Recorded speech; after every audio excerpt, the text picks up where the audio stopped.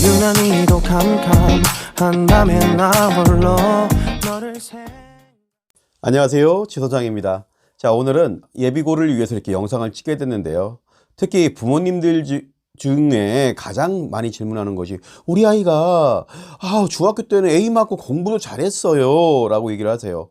그리고 근데 왜 고등학교 성적은 이런지 모르겠어요 라고 말씀을 하시거든요. 사실 중학교 공부는 좀 허수적인 관점이 좀 있습니다. 평가 방식 자체가 좀 심하게는 A가 한 40% 이상 나오는 학교들도 있거든요. 그러면 우리가 이걸 고등학교 내신 성적으로 보면 그 90점 맞았던 애가 5등급도 나올 수 있는 거예요. 그러니까 어머니들은 깜짝 놀라시고 되게 실망스러워 하시죠. 그죠? 그래서 일단은 그렇다면은 이런 겨울방학 8주가 남았는데요. 이 겨울방학을 어떻게 보내야 될까?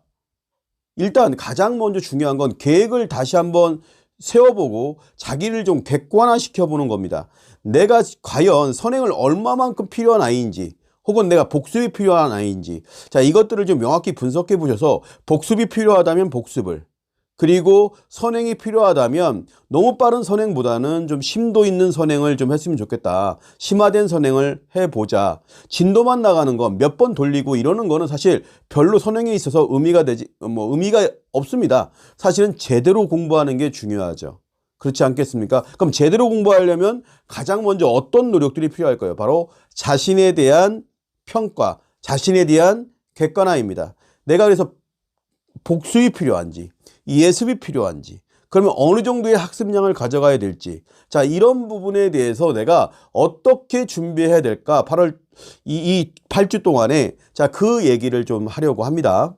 자, 일단은 우리가 복습이 얼마큼 필요할까? 이건 중학교 과정들을 조금 따져봐야 되거든요. 그러면 우리가 수학 같은 경우 예를 들어볼게요. 그래서 이런 수학 같은 경우는 고등학교 1학년 3월 달에 보는 모의고사가 있어요. 이거는 전 범위가 중학교 3년 과정이거든요.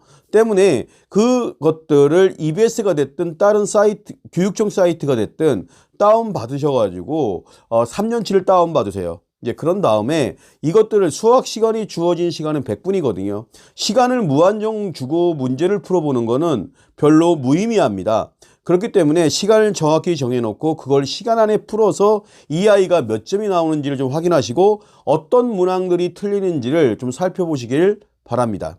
그런 다음에 이 아이가 틀리는 부분들을 3년치를 이렇게 데이터를 이렇게 같이 이렇게 대입시키다 보면 우리 아이가 부족한 부분이 드러나게 돼 있어요. 그러면 그런 부분들을 좀 꼼꼼하게 복습을 하고 선행도 병행하시는 게 좋을 거라는 생각이 듭니다.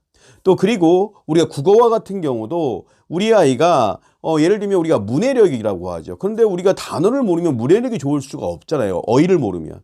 그렇다면 그런 어휘들도 어느 정도의 복습이 필요한지, 자, 그런 것들도 어쨌든 모의고사 분석을 통해서 우리 아이가 어떤 부분이 부족한지, 자, 이런 분들을 파악할 수 있을 겁니다. 그래서 이런 부분을 보고 복습 계획을 세워서 하셨으면 좋겠다는 생각을 하고요. 자, 그 다음에 최상위권 아이들, 특히 예를 들면은 A를 맞았는데 거의 100점에 가까운 점수를 맞았던 이 최상위권 아이들은 아마 선행 자체를 엄청나게 뺐을 거예요.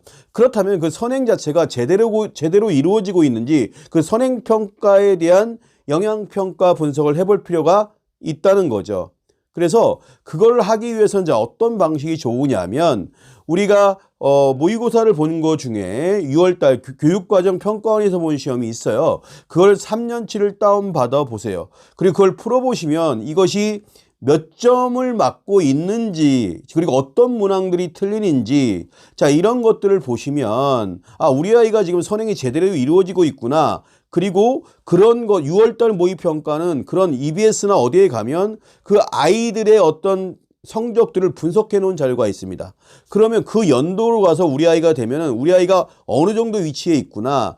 그렇다면 내가 더 열심히 해야 되겠구나. 자, 이런 계획들을 좀 세우시면서 선행에 대한 영향평가 분석을 해 주시면 좋겠다는 생각을 하게 됩니다.